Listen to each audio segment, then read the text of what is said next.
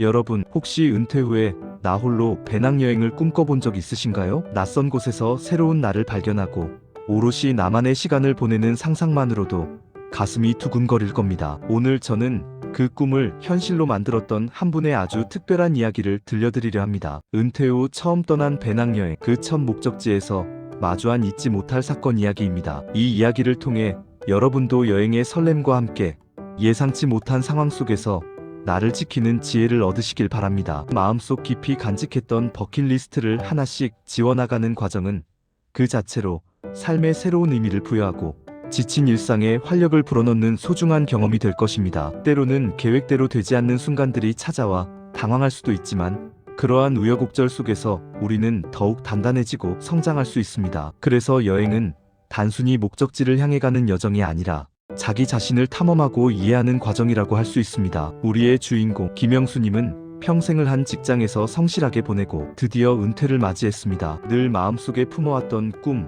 바로 혼자 떠나는 배낭여행을 실행에 옮기기로 결심하셨죠. 수십 년간의 직장 생활을 마치고 자유를 얻은 그의 첫 목적지는 바로 동남아시아의 보석 같은 나라 라오스였습니다. 저렴한 물가와 아름다운 자연, 그리고 순박한 사람들의 미소가 그를 유혹했습니다. 그는 미지의 세계로 떠나는 발걸음이 무척이나 가벼웠고 앞으로 펼쳐질 모험에 대한 기대감으로 가득 차 있었습니다. 라오스에서도 특히 배낭여행객들의 성지로 불리는 방비행을 선택하셨다고 합니다. 카르스트 지형이 만들어내는 웅장한 자연경관과 유유히 흐르는 송강, 그리고 밤이 되면 활기 넘치는 야시장까지 모든 것이 영수님의 마음을 사로잡았죠. 그는 도착 첫날 설레는 마음으로 숙소에 짐을 풀고 방비행의 거리를 거닐었습니다. 처음 혼자 떠나는 여행이었지만 주변에 함께 여행 온 듯한 젊은이들과 자유로운 분위기 덕분에 금세 적응할 수 있었다고 해요. 낯선 곳에서의 첫날 밤은 그에게 잊을 수 없는 추억으로 남을 것 같았습니다. 이국적인 음식 냄새와 활기찬 현지 음악 소리,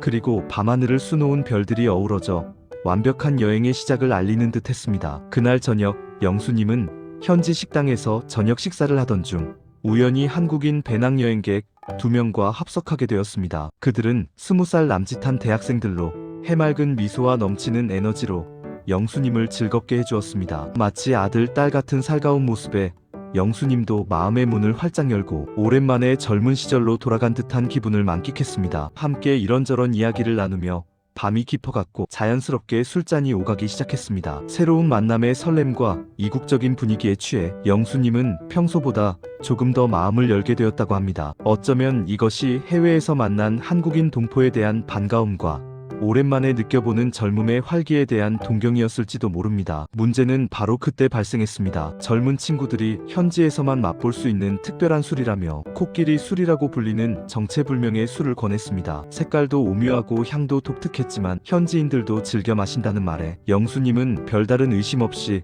한두 잔 받아 마셨습니다. 그는 그저 현지의 문화를 체험하는 즐거움에 빠져 있었고 이 젊은 친구들과의 유쾌한 만남을 이어가고 싶다는 생각뿐이었습니다. 그러나 그날 밤 영수님은 숙소로 돌아와 잠든 후 식은땀을 흘리며 극심한 복통과 어지럼증을 호소하며 깨어났습니다. 온몸에 힘이 빠지고 시야가 흐릿해지는 것을 느끼며 그는 심상치 않은 상황임을 직감했습니다. 불길한 예감이 온몸을 덮쳐왔지만 이미 때는 늦은 듯했습니다. 다음날 아침 가까스로 정신을 차린 영수님은 침대에서 내려오려다 그대로 쓰러지고 말았습니다. 다행히 같은 방을 쓰던 다른 여행객의 도움으로 병원으로 옮겨질 수 있었죠. 진단 결과는 충격적이었습니다. 그가 마셨던 코끼리 술에 다량의 메탄올이 함유되어 있었다는 것이었습니다. 이는 2024년 11월 실제로 라오스 방비행에서 발생했던 메탄올 음주 사망 사건과 유사한 상황이었습니다. 당시에도 많은 배낭여행객들이 메탄올이 섞인 술을 마시고 사망하거나 중태에 빠지는 비극적인 사건이 있었습니다. 이 사건은 라오스 현지뿐만 아니라 전 세계 배낭여행객들에게 큰 충격을 주었으며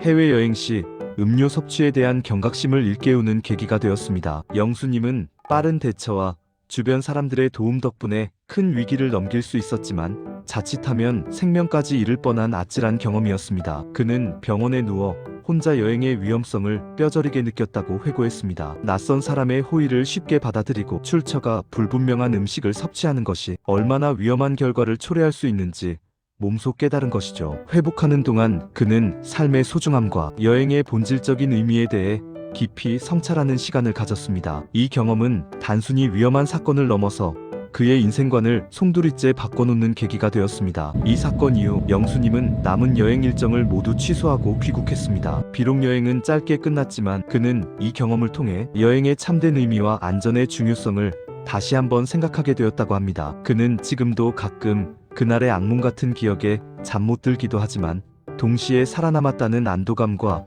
앞으로의 삶에 대한 소중함을 느끼고 있다고 합니다. 이 경험은 그에게 단순히 트라우마로 남은 것이 아니라 삶의 소중함을 일깨워주고 더욱 성숙하게 만드는 성장의 발판이 되었습니다. 사랑하는 여러분, 이 이야기를 들으면서 어떤 생각이 드셨나요? 아마도 여행의 설렘만큼이나 안전의 중요성을 다시 한번 깨닫게 되셨을 겁니다. 혼자 배낭여행은 분명 멋진 경험이지만 동시에 예상치 못한 위험이 도사리고 있을 수 있습니다. 웹 검색 결과에서도 보셨듯이 동남아시아는 배낭여행객들에게 인기가 많지만 그만큼 사건 사고도 빈번하게 발생합니다. 이러한 위험을 간과하고 무방비 상태로 여행을 떠나는 것은 자신을 불필요한 위험에 노출시키는 행위나 다름없습니다. 특히 라오스 방비행 메탄올 음주 사망 사건처럼 겉으로는 평범해 보이는 음료나 음식에 위험한 물질이 들어있을 수 있습니다. 단순히 현지 문화를 체험한다는 명목으로 출처를 알 수 없는 음식이나 음료를 무분별하게 섭취하는 것은 매우 위험한 행동입니다. 또한 베트남 나트랑에서의 익사 사고나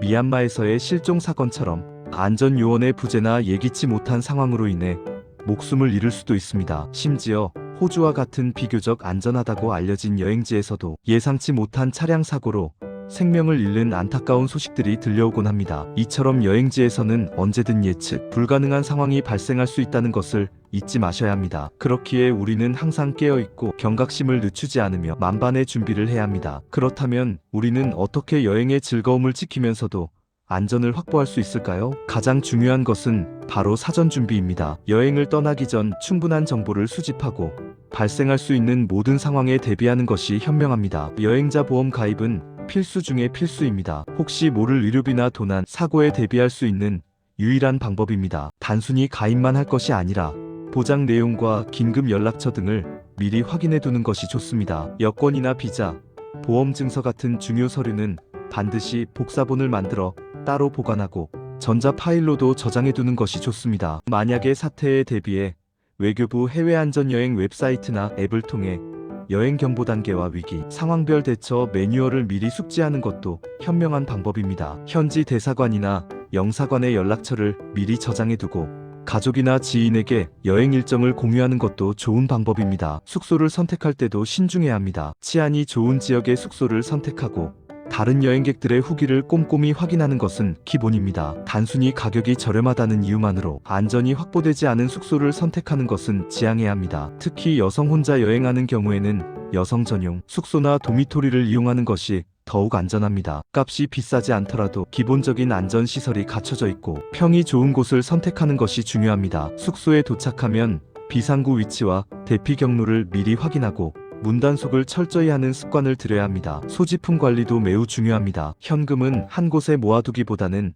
여러 곳에 분산하여 보관하고 혹시 모를 상황에 대비해 가짜 지갑을 준비하는 것도 좋은 방법입니다. 모든 돈을 한 지갑에 넣어 다니는 것은 소매치기나 강도에게 노출되었을 때 모든 것을 잃을 위험이 있습니다. 불필요한 고가품이나 장신구 착용은 현지에서 불필요한 관심을 끌 수 있으므로 자제하는 것이 좋습니다. 소박하고 현지 문화에 어울리는 차림은 오히려 불필요한 시선을 피하고 현지인들과 더욱 자연스럽게 어울리는 데 도움이 됩니다. 숙소에서는 휴대용 도어락이나 도어 스토퍼 같은 보안 관련 아이템을 활용하여 안전을 확보하는 것도 좋은 습관입니다. 잠금 장치가 튼튼하지 않은 숙소에서는 이러한 도구들이 큰 도움이 될 수 있습니다. 현지에서는 낯선 사람의 지나친 호의를 경계해야 합니다. 친절을 베푸는 현지인들이 많지만 그 속에서 위험을 숨기고 접근하는 사람들도 있기 때문입니다. 특히 밤늦은 시간에 만난 낯선 사람의 접근이나 과도한 친절은 경계해야 할 대상입니다. 모르는 사람이 짐을 옮겨달라고 부탁하는 경우나 출처를 알 수 없는 음식이나 음료를 권하는 경우에는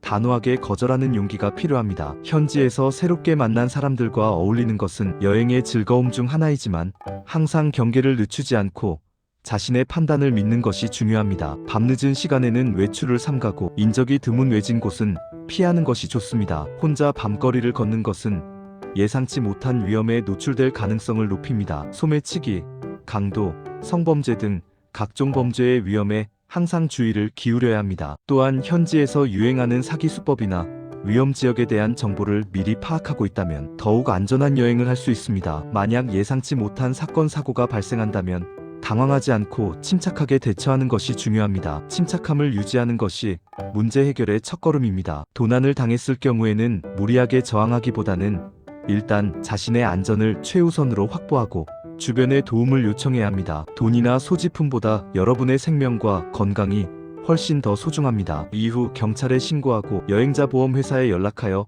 필요한 절차를 진행해야 합니다. 위급 상황이 발생하면 가장 먼저 해당 국가에 있는 대사관이나 영사관에 연락하여 도움을 요청해야 합니다. 그들은 여러분을 보호하고 필요한 지원을 해줄 것입니다. 비상 상황에 대비하여 긴급 연락처를 미리 저장해두고 인터넷 연결이 어려운 상황을 대비하여 오프라인 지도나 번역 앱을 준비하는 것도 좋은 방법입니다. 여러분, 혼자 떠나는 배낭여행은 자신과의 대화이며 새로운 세상을 만나는 소중한 경험입니다. 그리고 이 경험은 여러분의 삶의 값진 자산이 될 것입니다. 하지만 그 어떤 경험보다도 여러분의 안전과 건강이 최우선되어야 합니다. 오늘 영수님의 이야기와 함께 나눈 안전 수칙들을 마음속에 잘 새기셔서 앞으로 여러분이 떠날 모든 여행이 안전하고 행복한 추억으로 가득하길 진심으로 바랍니다. 여행은 우리에게 많은 것을 가르쳐 주지만 그중 가장 큰 가르침은 바로 나 자신을 지키는 지혜라는 것을 잊지 마세요. 안전은 준비된 여행자의 가장 강력한 무기입니다. 철저한 준비와 신중한 판단으로 여러분의 꿈꾸는 여행을 현실로 만들고 그 속에서 진정한 자유와 행복을 만끽하시길 바랍니다. 여러분의 멋진 여행을 응원합니다. 감사합니다.